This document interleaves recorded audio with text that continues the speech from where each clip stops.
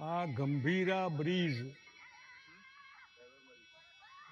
આણંદથી વડોદરા વચ્ચેનો જે તૂટી ગયો સરકારી બેદરકારીના લીધે એની મા જે પોતાના દીકરા માટે વલખા મારે છે, આર્તનાદ કરે છે કે મારો દીકરો ડૂબી ગયો.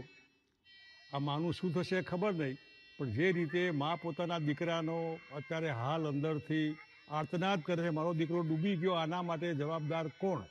અને હું માનું ત્યાં સુધી આજની બેદરકાર સરકાર, જેને આ ચિંતા કરવી જોઈએ, એ અધિકારી હોય કે ઇલેક્ટેડ રિપ્રેઝેન્ટેટિવ પ્રતિનિધિઓ હોય, આ એમની જવાબદારી છે. અને હું માનું ત્યાં સુધી છેલ્લા 30 વર્ષથી સતત એક જ પાર્ટીનું રાજ્ય હોવાથી ન પ્રજાના પ્રતિનિધિઓને પડેલી છે કે ન સરકારી તંત્રને પડેલી. લોકો મરે કે જીવે એમને કોઈ સાડાબારી નથી.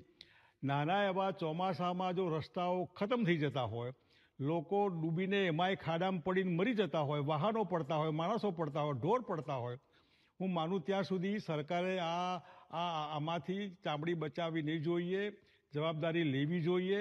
અને આ એક બ્રિજ નથી, અમદાવાદના હાટકેશ્વર બ્રિજમાં કરોડો રૂપિયા પ્રજાના પૈસાનું આધણ કર્યું. તમે ધ્યાન શું રાખો છો?